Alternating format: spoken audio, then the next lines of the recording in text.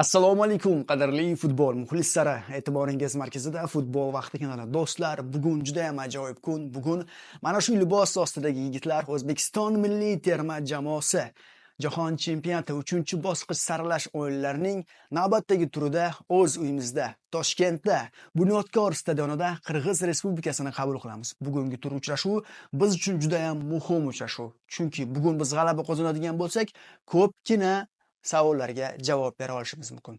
Ekranga yaqinroq joylashib oling. Bugungi o'yinning muhimligi va turnir jadvali, umuman jahon chempionatiga chiqish imkoniyatlarimiz haqida juda ham muhim ma'lumotlarni aytib o'taman. Xo'sh, do'stlar, bugungi uchrashuv Bunyodkor stadionida O'zbekiston vaqti bilan 21:00 da boshlanadi. Yana qaytarib o'taman, bugungi uchrashuv O'zbekiston vaqti bilan 21:00 da boshlanadi. Bugun biz o'z uyimizda Qirg'iz Respublikasini qabul qilamiz. O'zbekiston vaqti bilan 21:00 da, Moskva, Sankt-Peterburg vaqtlari bilan esa 19:00 da boshlanadi. Xo'sh, bu uchrashuvni qayerdan tomosha qilishingiz mumkin? Diqqat qiling. Agar siz O'zbekistonda bo'lsangiz, Sport TV hamda Zo'r TV bu uchrashuvni olib beradi. Ikkalasi ikki xil sharhlovchilarda. Kimdadir Davron Fayziyev sharhlashi mumkin, kimdadir Xayrulla Hamidov. Qaysi sharhlovchining sharhi sizga yoqsa, mana shu uchrashuvni mana shu sharhlovchilarning ishtirokida tomosha qilaverasiz. Endi O'zbekistonda bo'lmagan akalarimiz internet orqali mazza qilib futbolni tomosha qilishlari mumkin. Bizning Telegram kanal, ya'ni Futbol vaqtining Telegram kanali orqali mazza qilib futbolni tomosha qilishingiz mumkin. O'zbek tilida bo'ladi. Nasib qilsa, men mana shu Telegram kanalimiz manzilini mana bu videoning kommentariyasida yozib qoldiraman. Jonli efir manzili degan yozuvni pastida ko'k yozuv bo'ladi. O'sha yozuvni ustiga bosib, kanalimizga obuna bo'lib, bemalol bugun bo'lib o'tgan uchrashuv tomosha qilishingiz mumkin. Do'stlar, keling endi faktlarga o'tamiz. Bizda hozirda turnir jadvali quyidagicha. Eron 16 ochko jamg'argan holda birinchi o'rinda ketyapti. O'zbekiston milliy terma jamoasi esa 13 ochko jamg'argan holda ikkinchi o'rinda ketyapti. Bizdan keyin Birlashgan Arab Amirliklari 10 ochko va ular 3-o'rinda. Ulardan so'ng esa Qatar 7 ochko va ular 4-o'rinda ketadi. Mana shu 4 ta jamoada keyingi bosqichga chiqish imkoniyati bor. Shimoliy Koreyada, Qirg'izistonda ularda imkoni yo'q. Ular allaqachon muddatdan oldin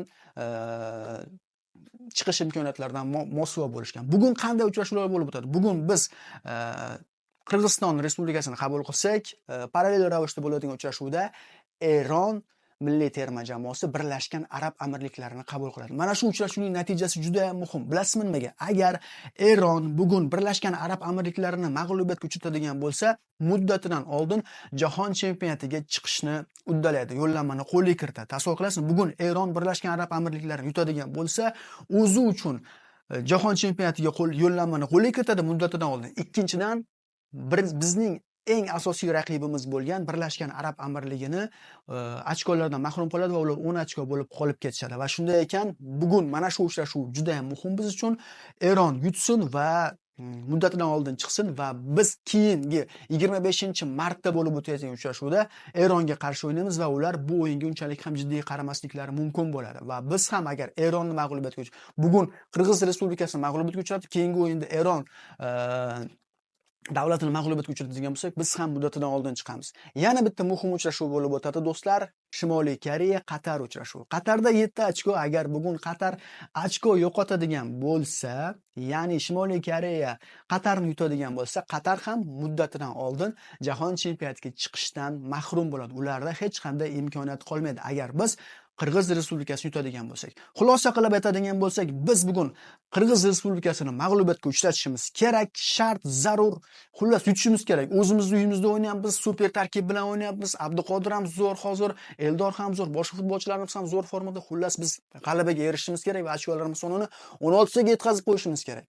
Eron u yerda Birlashgan Arab Amirliklarini yutsin. Endi Eronni baribir ushlab qola olmaymiz va Eron muddatidan oldin chiqsin va Birlashgan Arab Amirliklarini ochkolardan mahrum qilsin. Bu juda yaxshi, do'stlar. Chunki ular ham 10 ochkolar qolib ketishadi. Bizda 16 ochko bo'ladi, Eronda 19 ochko bo'ladi va bizning eng yaqin ta'qibchimizda 10 ochko bo'lib qolib ketadi. Bu ham juda yaxshi va biz keyingi o'yinda Eronni mag'lubiyatga uchratadigan bo'lsak, biz ham muddatidan oldin chiqamiz. 3-o'yin Shimoliy Koreya ham Qatarni yutsin deb turamiz. Nasib qilsa Qatar yutadigan bo'lsa, bugun biz Qirg'iz Respublikasini yutadigan bo'lsak, Qatar rasman jahon chempionatiga chiqish yo'llanmasidan mahrum bo'ladi. Mana shunaqa qiziqarli uchrashuvlar bor.